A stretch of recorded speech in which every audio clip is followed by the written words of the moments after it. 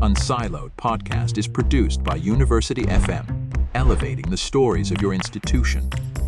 Welcome to unSILOed. This is Greg LeBlanc, and I'm here today with John Staddon, who is an emeritus professor at Duke University in psychology, biology, neuroscience. I guess you call yourself is it a biopsychologist? Psychobiologist, yeah, that's good enough. Psychobiologist with a deep background in behavioralism. In fact, you wrote a book called The New Behavioralism, another book called The Scientific Method, How Science Works, Fails to Work, and Pretends to Work. And then a couple other books, one on the science around smoking called Unlucky Strike, a memoir called Englishman, Memoirs of a Psychobiologist, another book called Adaptive Dynamics. Most recent book is called Science in an Age of Unreason. And then you even wandered into my domain, right, as an interloper in the world of economics and finance with this book called The Malign Hand of the Markets. Welcome, John. Oh, happy to be here.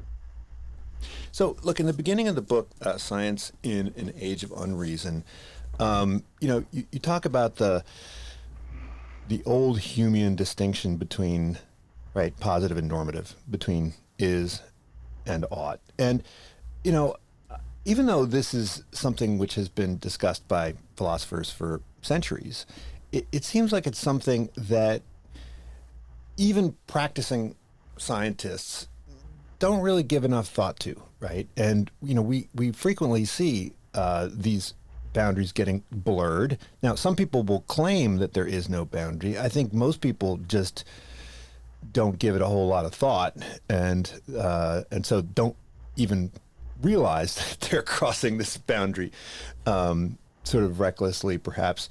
And I think in your book, Scientific Method, you try to kind of lay out exactly what science does and what it's for. And as we were discussing earlier, it seems like if you're going to be a scientist, right, of any kind, you should get at least some preliminary training in what it means to be a scientist, rather than just kind of jumping right in and doing it. And yet, I don't think that most scientists get this training. I mean, I remember when I was in a PhD program in history, we started the program with a deep dive into what is history. Before we were allowed to do it, we kind of had to learn kind of what it is. We studied historiography.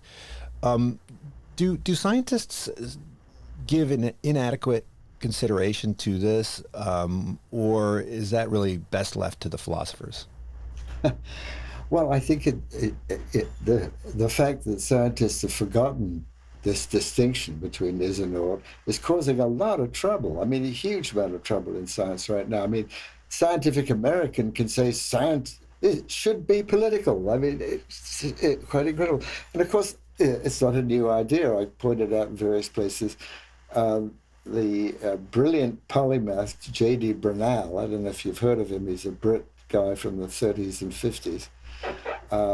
He was quite insistent on the role of politics in science. His politics happened to be Marxist, and it didn't really affect his own work. He was an X-ray crystallographer, distantly involved with the DNA discovery and so on.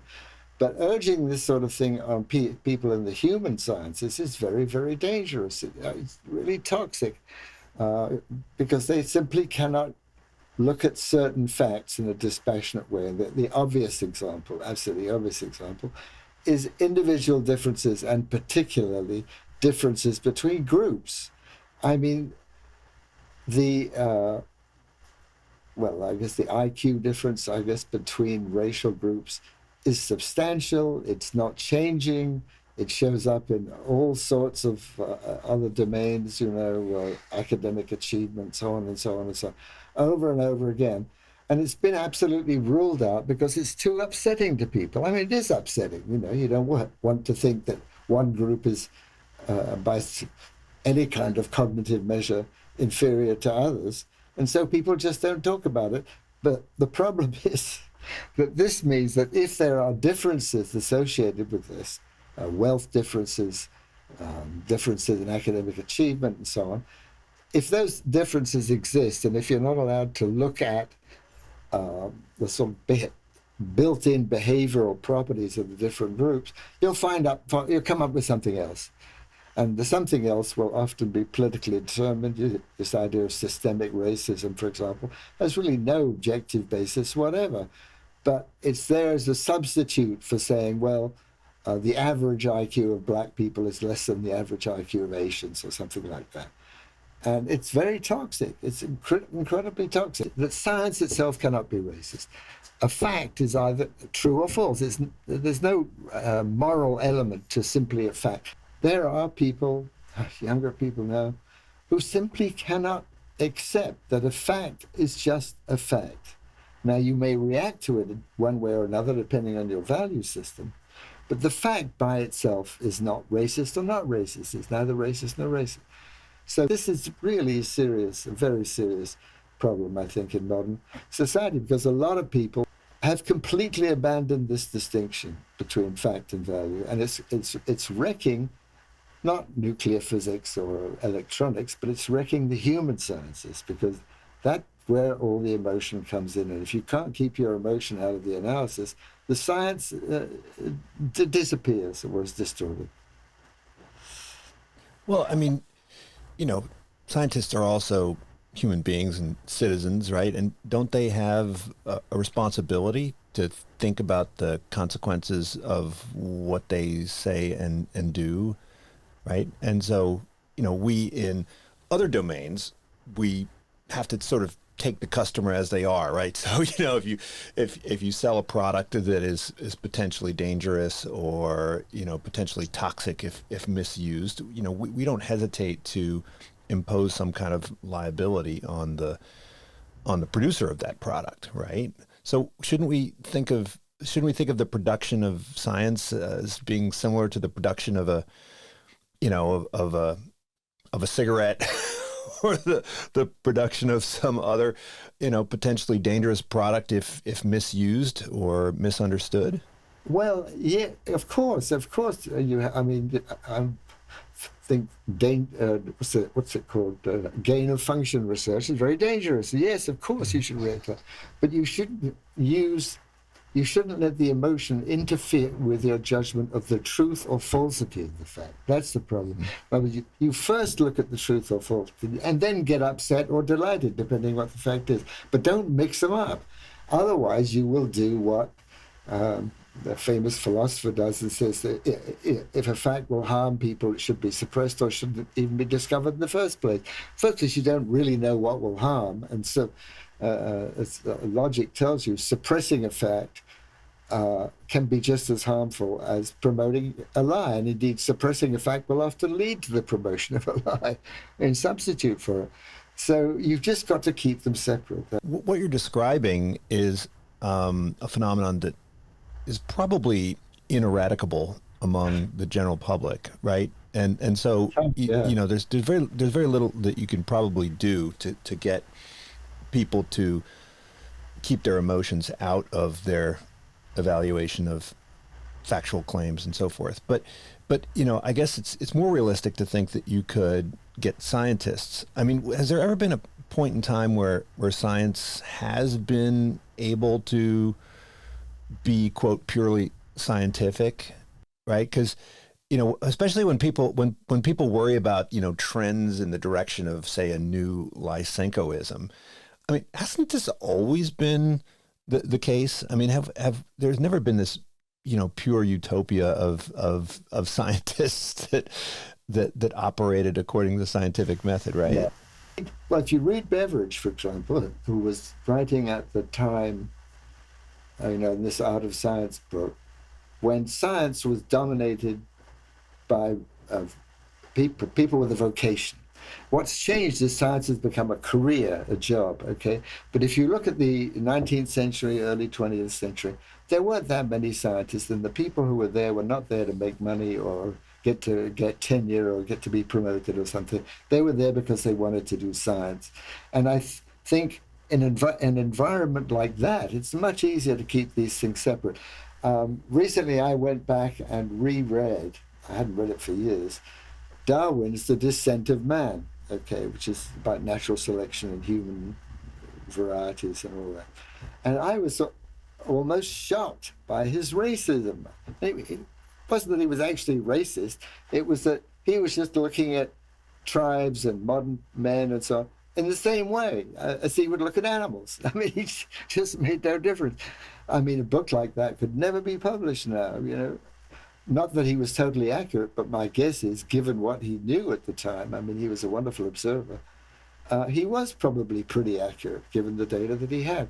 But now it would be impossible to write things like that. I mean, it would, even if it was in a scientific context. Well, of course, I mean, Hume said that, you know, reason is the slave of the passions, right? And so presumably, right, when people enter into a scientific career, they're motivated by something, usually more than pure curiosity. I mean, if you're purely curious, then, you know, you have no way to focus it and direct it. So, you know, most people who enter into a scientific career presumably are trying to solve some problem and improve the lot of humanity in one way or another. So, I mean, if it's clear that scientists have values and they have preferences and desires, is it possible for them to kind of keep that out of the methods that they use? Well, I think it should. I mean, Hume talked about, well, I won't quote Hume anymore, but, well, the rest of that quote is that there's no scientific reason to prefer the scratching of my finger to the destruction of millions of Indians, or something like that.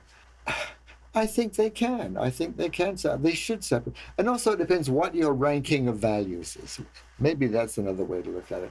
I mean, if, as a scientist, Darwin certainly believed this, and I think a lot of Victorian scientists did, the highest value is truth. If you believe the highest value is truth, other values will be subordinate to it. So once you start looking at the world in terms of the good and the bad, it's very hard to see it in terms of the true and the false, and that's what we're seeing now. Is it easier to see this when it's exhibited by other people, right? So I mean, I think if we saw a scientist, you know, claim that the world was created 4,000 years ago because of their fundamentalist Christian beliefs, right? We would spot that right away, right? And if we had somebody who was making the kind of claims that Lysenko made, right, who was an explicit communist, you know, I think we'd spot that right away.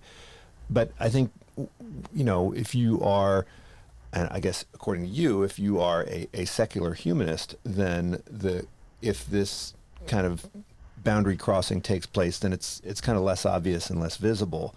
And I think you're pointing out, you said that secular humanism should be treated as a religion, like these other religions. So, well, let me stop you there. No, I don't think it's a religion. What I said was that there are three aspects to a religion: the spiritual part, you know, angels and the Trinity and all that. There's the history part, and there's the moral part. And it's only the moral part that should affect politics. That's the only bit that affects action. And in that sense, the secular humans have moral beliefs too, just like Christians do and the Muslims and all the rest of it. So in that sense, when it comes to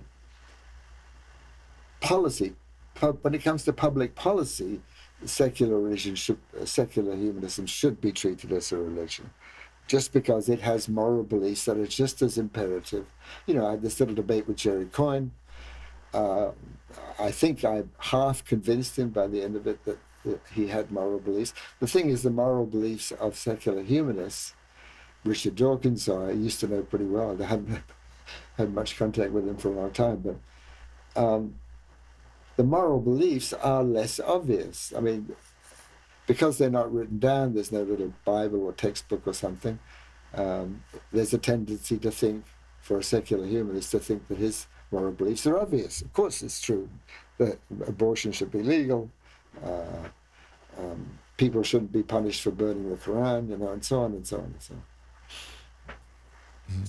Well, you talk about. I think you're a little bit more skeptical of social scientists and their claims than the natural scientists. And You use this term trans science, and I think the idea is that, there are a lot of social scientific claims that cannot be supported through experimental research, right? I mean, just because it would be unethical or impractical. But that doesn't mean that we can't make claims, right? I mean, do we need to have a different kind of level of confidence in those claims that are made that cannot be subjected to experimentation? Well, I think, you obviously have to be, you cannot be as sure of them as you can of Claude Bernard's data on, nerve connections and so on. Yeah, obviously you have to be more skeptical of them. I don't mean to say you can't make progress, but what's happened, I think, is that people, because they want a conclusion, have kind of ignored the uncertainties, and they take correlations as causes, and so on and so on. But yeah, I guess it's a simple question. Yeah, one should be more skeptical of social science, both because it's more difficult and because it's much harder to obtain a definitive result.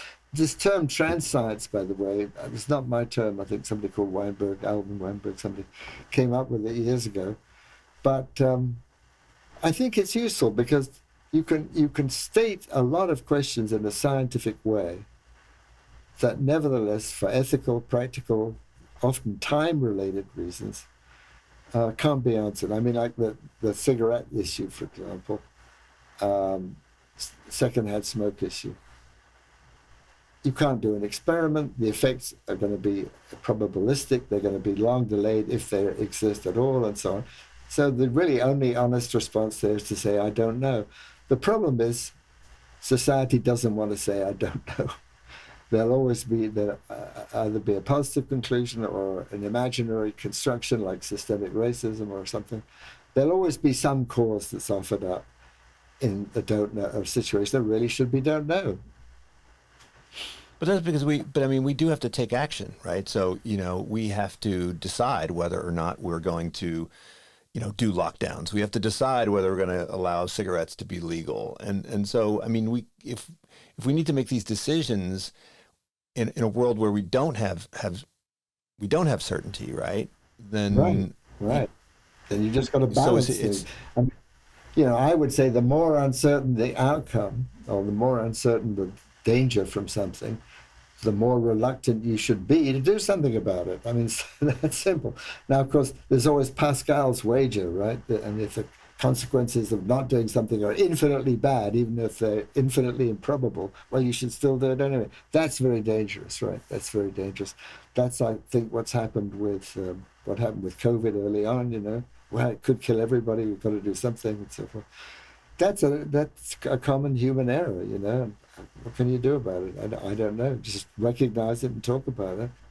In your latest book, you talk a bit about kind of, I guess, historians of science or theorists of science, people who discuss kind of non-scientific motivations or explanations for scientific claims. And I think you were a bit critical of the ways in which these folks operate. But a lot of what you're doing seems to be, in many ways, sort of a social scientific analysis of, how science is portrayed and how it functions and what motivates folks within the scientific community. And is it just that people who do this sort of thing really ought to have a good understanding of science? I mean, what's the nature of that critique? How can we distinguish between sort of analysis well done about kind of the sociology of science and scientists, or the psychology of science and scientists, or the political economy of science and scientists, right? What would it mean to do that well and to do that poorly? Well, I make the point in the essays in the book, and it's, I think I discussed 5 historians of science, and 4 or 5, and there's another one published as a separate article. The one that was published separately was about a Harvard historian who wrote about behaviorism, and I felt I knew a little bit about behaviorism. And her book was simply horrible. I mean, she obviously didn't understand the topic at all. And it was doubly horrific because she's working in the same building as B.F. Skinner worked in a few years ago. And yet Skinner, her only mention of Skinner was to say he did his thesis on something like insects or something. I mean, a complete crazy topic. I mean, he did his thesis on rats, not on... Anyway, she got the science completely wrong. So obviously you need to understand the science. Now, the dominant historian, I think, at Harvard, or a dominant historian at Harvard, is this lady, Naomi Oreskes, who's very influential, testifies before Congress and so on and so on. And she has been very critical. She's very much on the establishment side, on the climate issue, on the smoking issue. And there, I did read her book with she has a co-author. I read her book a few years ago, and her criticisms, well, she didn't understand the difficulty of the problem. She didn't understand how difficult it would be to prove anything other than the lung cancer risk if you smoke 30 cigarettes a day or something like that. That's statistically undoubted, no question about that. That was proven, in the 50s, I guess. But the things like secondhand smoke are much more difficult to prove and haven't really been proved, maybe can't be proved, the effects are small. And she seemed to show no awareness of that.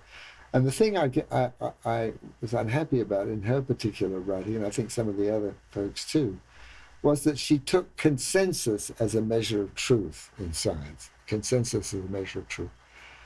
And that's very dangerous. I mean, it's true that a major discovery will usually achieve a consensus.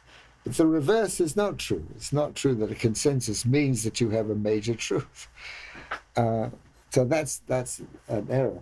The problem is that the only reason we trust consensus is because all of these people who agree because they have independently evaluated the evidence. If they agree because they're all members of the same club or cheer for the same football team, no, that's not the same thing.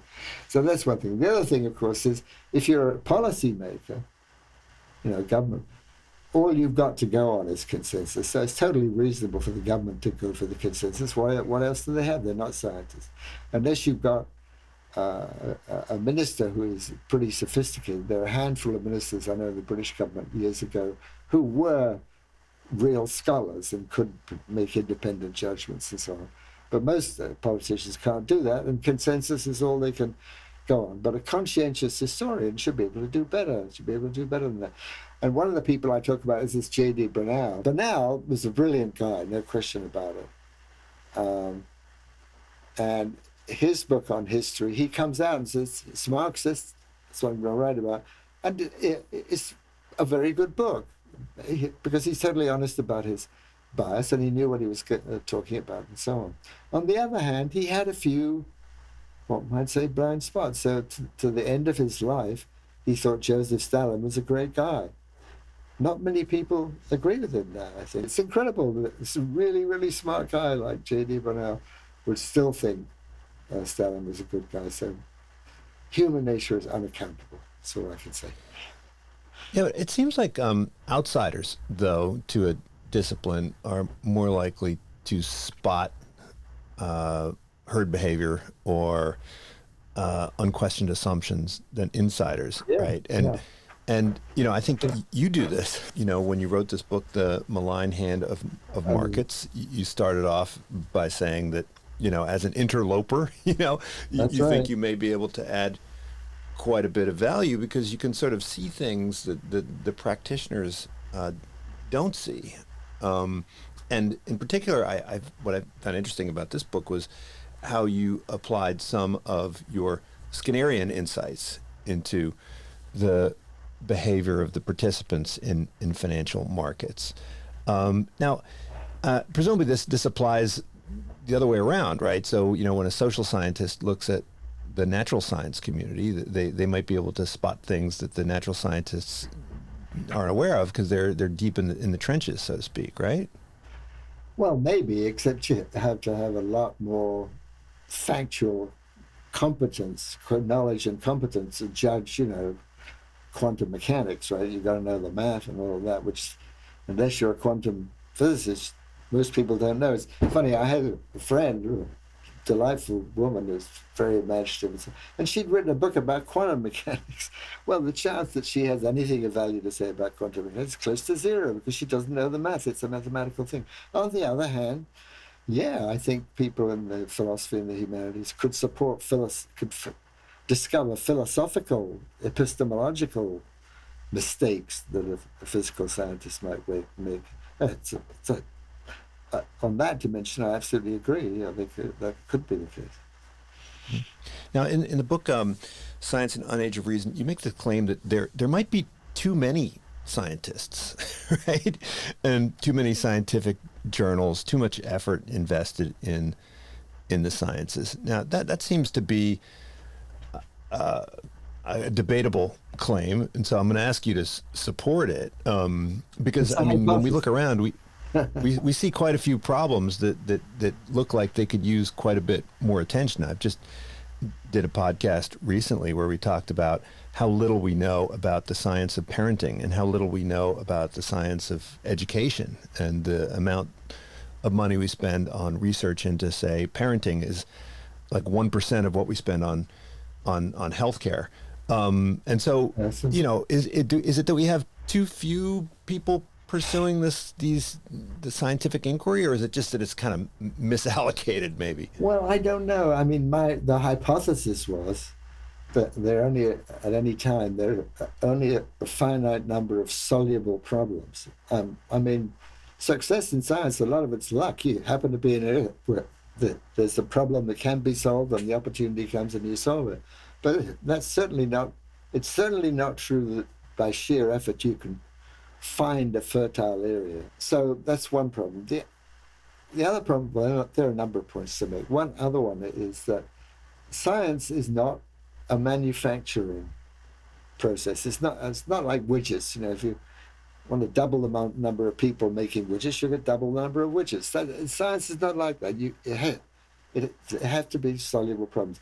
But if you double the number of scientists and the number of available problems is not doubled, you've got a problem, because they've got to find something to do, and so on and so on, and you're liable to generate as much noise as knowledge. Now, the parenting thing is very interesting. Now, there are two huge problems with understanding parenting. One is you've got to have a goal, right?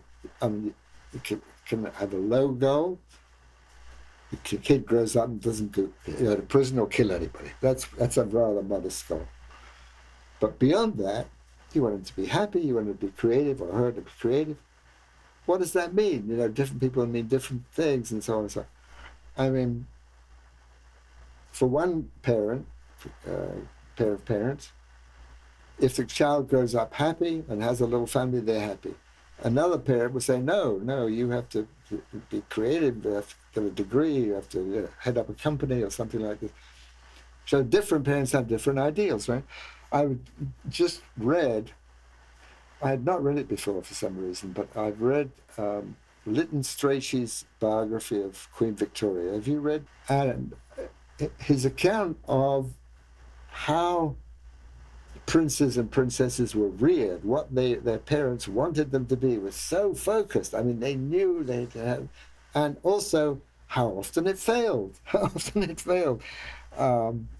There's a chap called Stockmar, who was a German relative of the Queen. He watched over her via her sort of nanny lady, and they achieved pretty much what they wanted. I mean, Victoria turned out to be very conscientious, hardworking, very moral, so on.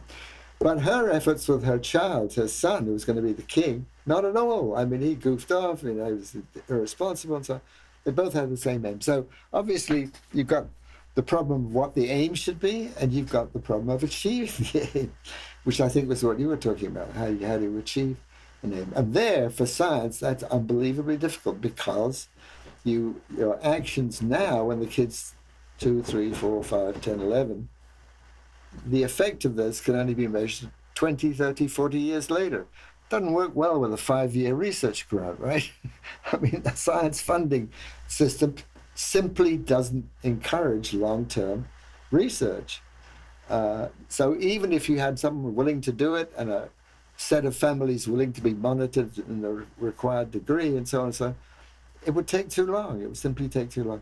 And that's a big, big problem in the science funding, the short time horizon, and so on and so on and so on. So yeah, parenting is a problem, but it's a moral problem as much as a scientific problem. And the science part is so remote from any kind of understanding. One thing I always wondered, actually, I can mention it now, this could be done by some creative historian, is to look at biographies. See if you read 1,000 biographies, autobiographies, or even biographies, but preferably autobiographies. Read 1,000 of these things. Is there any pattern you can see? Is it the case that a loving childhood leads to a better outcome than a childhood where the kid gets beaten once in a while? I don't know, but from the few biographies I've read, a kindly childhood doesn't seem to produce better results than a harsh childhood. So it would at least help if somebody did that, but I don't see anybody doing it in a hurry. It'd take a lot of time. Yeah, we would need to know what the base rates are. We wouldn't get that from the biographies, right? You need to collect, like a natural historian, you need to collect data first before you come up with reasonable hypotheses and so on. And that's hard to do in the human case, obviously. Right, but one would think that the more scientists you have, the more disagreement you would get, the more perspectives you would get. But one of the things that I think claims that you make is that we have more of a tendency towards uniformity or consensus. I absolutely agree. So how do we reconcile that? You'd think that a larger community of people, all of whom are seeking some glory through discovery and publication, that would lead to letting 1,000 flowers bloom, and would have all of these robust debates and alternative perspectives. Yeah. Would be nice. Well, what I say in the book, and I think it's true, is that there are two things that militate against that. One is that a lot of people in science now are there for a job. They're interested in the subject matter and they just want to be able to do something with it. But the main thing, I think, the incentives are completely wacko.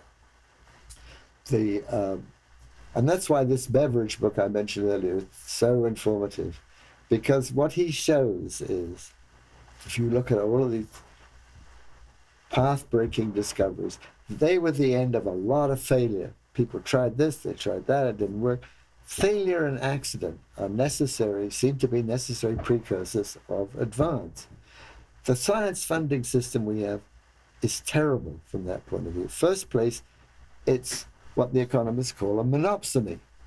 I remember, I don't think things have changed since I was getting grants, but I remember when I was getting grants, I had, at NIMH, National Institute of Mental Health, there was one committee that would look at my grant, one committee.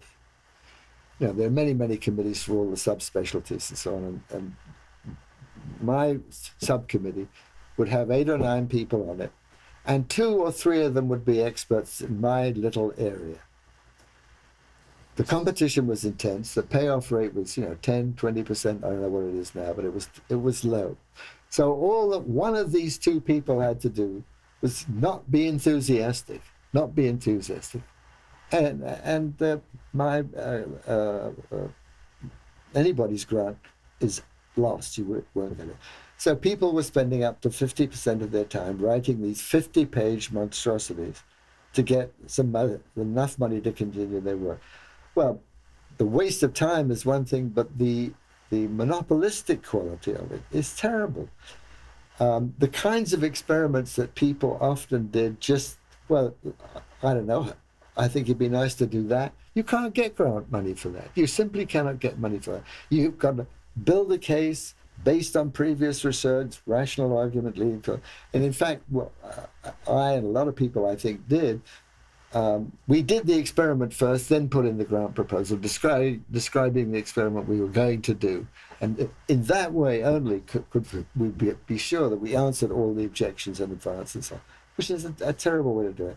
And the other thing, of course, is the duration of the grants. These grants are 3 or 5 years. I mean, Darwin spent 20 years gathering data before he published his idea, right? And he only published it because he got scooped.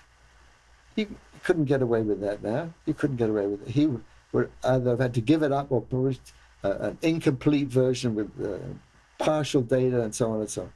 So really, conscientious science is impossible now. It's really impossible. You have to get quick.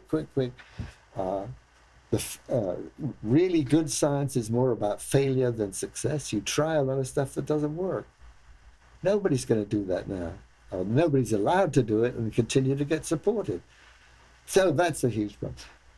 What's the solution? Well, the funny thing is that when NIH started supporting science, it was smarter about it. A lot of its grants went to individuals. So, in fact, they were lifetime. Can you imagine a lifetime grant? But that's what you want if you want something similar to what the MacArthur Foundation does, right? With its now it's more, and they're totally political. Yeah, there are a few private foundations to do it, but NIH has, of course, totally stopped doing that. I had one for 10 years. It was delightful. It wasn't full research, but it paid my salary, so I could work on science and nothing else and so on. But if you want to get the kind of science that led to the discoveries of Michael Faraday and Darwin and all the people of that ilk, you have to support the individual, and that's simply out. It simply doesn't happen anymore. So that's one thing, the individual support.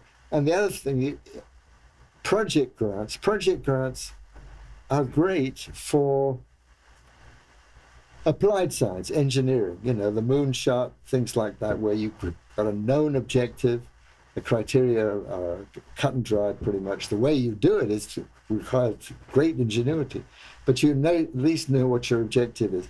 Basic research, you don't know what your objective is. Your objective is to understand something. So a project grant, I think, is much less appropriate for basic research than for applied research. But in general, I think the safest solution would be more competition among the granting agencies. For example, one mitigation of this would be to have at least 2 panels covering any particular area, let's say an NSF or an MH, and a proposal goes to both of them. You can't be supported by both, but one of them chooses to support it. And then you'd have a competition between these 2 groups, which would be more healthy than the kind of competition we have now. But I don't really know. What I would say is get some people together, think about it, and acknowledge the problems, first of all, so we settle on the problems, and then do something about it. That's my suggestion for what it's worth. I wanted to ask you, this book, The Malign Hand of Markets, I mean, as a biopsychologist wading into the world of economics, I mean, maybe you can tell us a bit about what you found in your research. I mean, because on that book, that was a while ago. It is, but I think an outsider's perspective is always insightful, and I think at one point you looked at Greenspan's beliefs. You articulated 7 of his beliefs, and you said you thought that 6 of them were wrong. Now, of course, yeah, go ahead. So I mean, if that's true, then how could that be true? Because we're talking about somebody who is an exceptionally smart person and who is in touch with the best researchers in the field. Yeah. And so, do you think that economics needs an injection of more ideas from the realm of biology and psychology? I mean, of course, there's plenty of that in the field, but or is it that they fail to apply some of these insights to their own profession, right? So, for instance, when you have correlated beliefs in financial markets, you also have sort of correlated beliefs in in scientific communities? Well, it's an interesting question. I did take economics as a minor for my undergraduate degree, minor being a 2-year part of your 3-year degree and so on. So I had a little bit of background. And the book I picked, I remember to study from, was Samuelson's book, his classic textbook on economics. And one point I did make in that little book was that the whole area of economics called comparative statics is based on an unproven premise. The premise is that markets are basically stable and tend to an equilibrium. And my point, by doing some little simulations and so on, but it's almost certainly not true. And Samuelson himself, I think I quoted him in one of his papers, said that economics is really a dynamic science, not a static science. But nobody really made very much of it. But that's one little thought I had, which is that economics really, it's a process. It's not like, balancing things or pouring water into vessels or something. It's a dynamical process, and if you don't understand the dynamics, then you won't fully understand things like bubbles and so on. Because even a completely deterministic process can be chaotic. People 50, 70 years ago, or whatever, discovered chaotic dynamics. And it's quite likely that has an implication for economics. And so an apparently stable market could take off on a boom or a bust. And if we understood the dynamics, we might have a better idea of if that's going to happen and when it's going to happen. Now, the comment about Greenspan, I'd have to look back at the book to find out what those assumptions were. I no longer remember. The main thing I would say that came out of it for me was the feeling that economics should be a dynamic science. And the other thing, which I think everybody knows, is what I call the maligned hand, is the fact that economics is driven by immediate gains and delayed bad consequences. And the gains are felt by a small number of people, and the consequences are felt usually after delay by a lot of others. And that's a very unstable situation on its own nature. And of course, economists know about collateral, what do they call it? Not collateral damage. What's the economic? Externalities. Externalities, right. Yeah. So economists know about that, but perhaps it should play a larger part in their calculations. Of course, they're very hard to calculate what externalities are. And again, the time dimension. This is why I think dynamics is so important. Utilitarians say we should do what benefits, what doesn't do harm, never do anything which causes harm, and so on. But effects can be delayed a very long time. You don't really know sometimes whether what you do will have good long-term consequences or not. So that's a bit of a counsel of perfection, I think. Well, I mean, a lot of the interpretation of the markets that you provide in this book, right, is is based on claims that would be difficult to falsify or run experiments on. And yet, I think, they're grounded to some degree in experiments. So, for instance, if we think about the behavior of actors in financial markets, we know a bit about behavior, and we know about behavior from experiments. And you talk about some of the Skinnerian experiments that were done even on birds, and then through analogies, talk about the behavior of humans. So, what is when we're talking about how science works, we do a lot of that, right? Where we attempt to make inferences in domains drawn from other domains, and we try to make inferences about the empirical world from experimental results. Are there better and worse ways to do that? Well, I think you do the best you can. I mean, I was interested. I worked with animals because, as a kid, I always wanted to do biology. I never wanted to do conventional psychology. I remember even as an undergraduate, I asked one of the professors if it was possible to do experiments with insects, behavioral experiments. No, nobody was interested. Or I had a microscope. I studied paramecia. No, so there was no interest in that, and I didn't have the moxie to pursue it.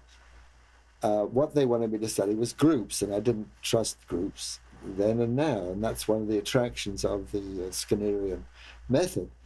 I was never particularly taken with Skinner's theory, but the method he invented of studying individual organisms struck me as a winner. You don't need statistics, everything's replicable and so on. So it's a very reliable method. Now, obviously, from an outside perspective, nobody's interested in pigeons. Really, people were interested. Well, one can get principles. In theory, one could study pigeons carefully enough to get reliable principles governing their behavior. Then you can see if they work with human beings or not, even though you couldn't do the definitive experiments with human beings. So that was one basis for studying pigeons. And I think some basic things have come out of that. One of them is the idea that the way to look at most behavior that's not reflexes, they're quite different, but look at most behavior is that in any given context, the organism has a repertoire of things that it might do. And these various things in some ways compete, and competition is a very key concept. And when you reward the animal, you do two things. You may select a particular behavior because of contiguity with the food or something, and you'll also change the context. There may be different behaviors or food-related behaviors, and so on. So that idea, which is very general, it's basically a Darwinian idea because you've got a range of variation, you've got a selection process, the next population has a different repertoire, and so on and so on. So that's sort of what I got out of studying pigeons. But the main appeal, I think, as an individual scientist, was you can do good experiments, so you can control their environment, control their motivation, so on and so on. And from that, you get beautiful data.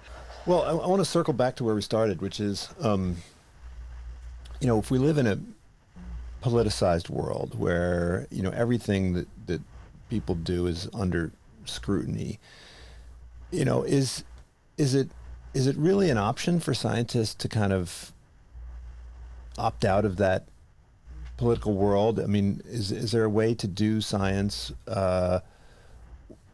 in a way that is isolated from the political world? Because everything that you do will be used, will be interpreted, and perhaps misused and abused and misinterpreted.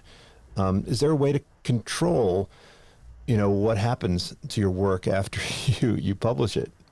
Well, that's another question, what happens to the work. But the first step, it's very tough. It's very tough. But I think every scientist should try and keep the emotional and the rational bits separate. In other words, if you're studying, take this really hot button issue, right, which has been totally suppressed in the literature. That is this IQ difference between average IQ difference between blacks and whites. It's been established, over and over again, but it's been suppressed in the literature because I think many people who study this are so upset by this finding that they just don't want to know. I mean, I have relatives, let me say, who when a difficult subject comes up, say, don't talk to me about that. Don't talk to me about that. And what I'm saying now is that cannot be the attitude of a scientist. That cannot be the attitude of a scientist. He or she should be able to talk about everything. That's not to say that he or she is indifferent to the societal impacts of whatever it is the issue is. But you have to be able to talk about everything without bursting into tears or getting furious. And I think that's open to anybody. It's hard, and I think one of the main functions of a good university education was to bring people to that level. at that stage. But that's obviously totally failed now. Totally failed. I mean, that should be a prime priority of theirs to get the students to look at the facts first and the valence of the facts second. Do it in that order. Always be able to look at the facts, because by golly, if you don't, they'll come back and bite you in the rear ends sooner or later. So I think people can be trained to do it. I think it should be part of every course. Every course. I mean, a historian should be able to look at the fact that this tribe cut off the heads of their enemies and stuck them on pikes and so on. The tribe being the British, in the 15th century or something, without getting all upset about it, and without being judgmental about the people until later. In other words, you can be judgmental if you look at the whole context in which they operated and so on and so on. But you shouldn't react emotionally just to the fact, just to that single fact. So I think it should be everywhere. In history courses, a good humanities course, by going through, the brothers Karamazov and so on, will be able to make the same point, I think. So it's everywhere. It's not a particular course. In fact, a particular course, I think, would almost miss the point. It's supposed to be everywhere, it's not a course. When after all, students have learned when they take the course and pass the exam, they can forget about it. No, they shouldn't forget about it.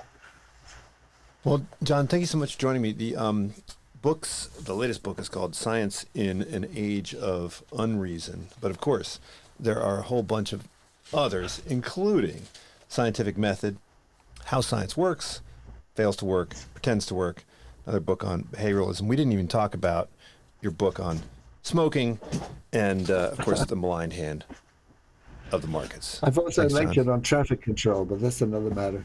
Okay. Good to talk to you, Greg. All right. Take care. We'll talk again soon. unSILOed podcast is produced by University FM, elevating the stories of your institution.